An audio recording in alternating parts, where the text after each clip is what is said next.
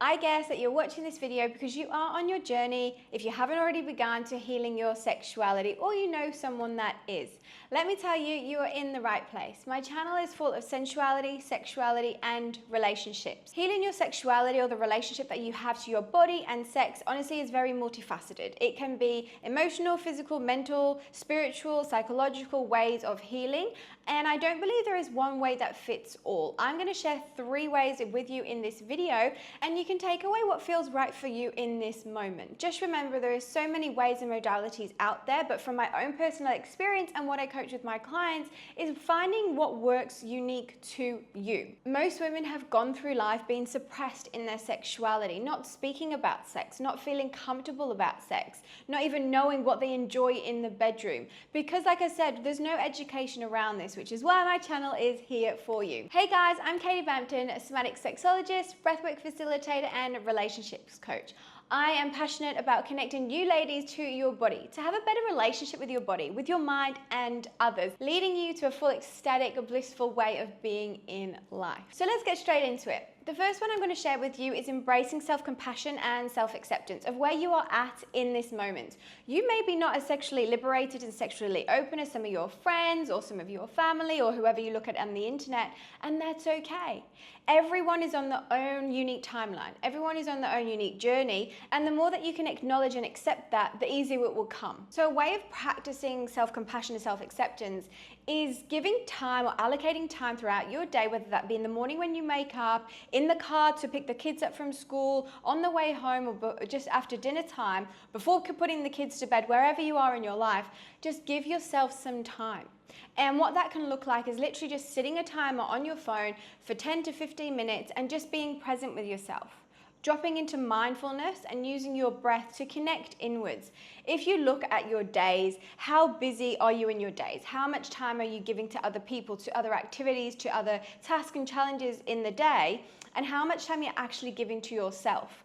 All you need is 10 to 15 minutes, and we're just going to start small to give you that time to yourself, to start practicing mindfulness, to start awakening your body within. And why do we do this? The more that you can connect to your body, you're going to awaken your feelings, your emotions, what you're desiring, what you're wanting to let go of, and your body is going to talk to you. Yes, it is a thing. Mindfulness creates space within our bodies to talk to us, to be in a space of vulnerability, openness, and feelings. But if you're always up in your mind as you're going through the day, your body doesn't have any time to be present with itself.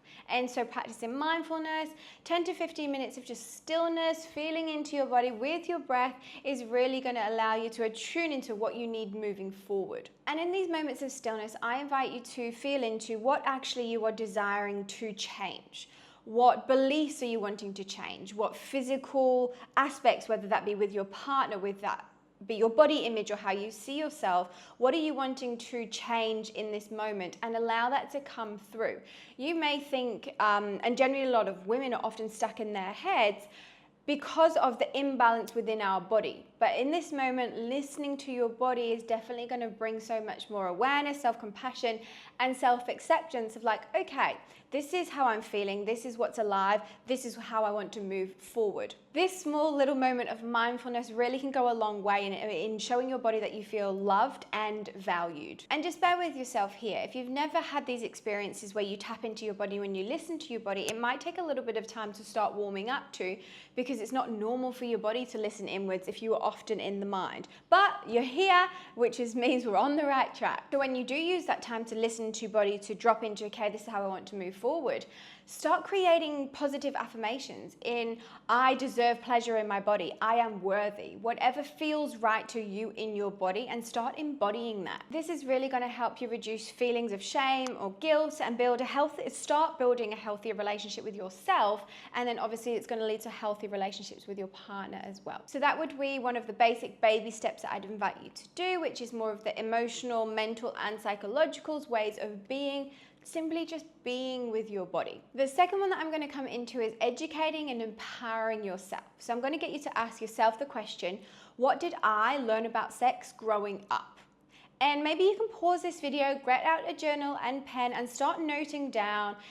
This is great to do if you use a first practice, so your body is calm, you're in a space of inner peace, and then you come into a space of, okay, I'm asking myself the question, what did I learn about sexuality growing up? Oh, I never spoke to my mum about sex. My friends had sex when they were 16, but I was too scared. What else do I remember about sex? And just let these things come through to you. And the more that you're asking yourself the question, the more you're going to find the answers. And for those who actually have a blank mind around this, maybe that is something you have suppressed out.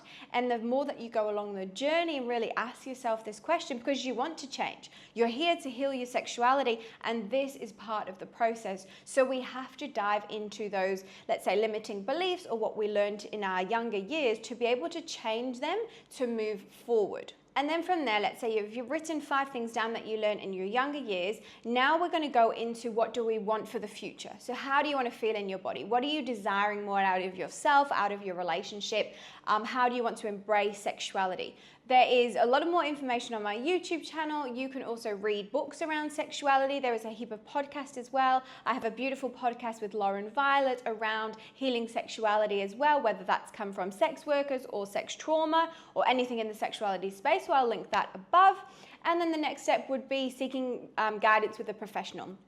I am a somatic sex coach, and there's many others out there as well. If this is something that you're wanting to really investigate in your own body and step into more inside, I would invite you to book a free call with me or just message me on one of the social platforms and let's have a bit of a chat. And it's very like, I'm your new best friend, I'm your new big sister in your back pocket. Let's get into this journey of really shifting what's no longer serving you, what's holding you back. I have not only just been there myself, but I do this for my clients, which I'm so passionate about, because sexuality isn't just sex. Sexuality is a way of being. It's a way of living. It's a way of feeling and using that to direct you through life in a way that is aligned to you. So when we can let go of all the stuff that we don't need, and when you're aware about it, this is where the magic happens. Remembering your past and what you learned about sexuality and then educating yourself is really going to bring you to a sense of more like empowerment, allowing you to feel more comfortable and confident in your own body as well. So what does going back into the past actually serve us? Well, going back in is allowing us to rewrite the pathways that we had and change them into new ones. It's going to allow you to be more empowered, more comfortable in your own skin, more confident in your body as you're taking these tools and practices through life is a way of being. Sexuality is a way of being. It's not just like, we'll put it in and we're going to have fun. It's how you show up. It's your energy. It's your life force. I love creating a safe space for women to explore their sensuality and sexuality and to really dive into that in a healthy manner. This is definitely not what we learned in school. And the third one is fostering healthy relationships. Now, obviously, if you have a beautiful partner in your relationship as this journey is going on, that's great. If he is someone that listens to you and cares for you. But also I suggest for women having a girlfriend or a best friend or someone that you can relate to, someone else who has maybe already been through this experience or who is on their own journey, and so you can bounce off. Having someone in your corner and is going to be more relatable, you're going to have more self-acceptance within this, and also trust of using your voice. The more that you're opening yourself up and communicating, this is all a way of healing therapy as well.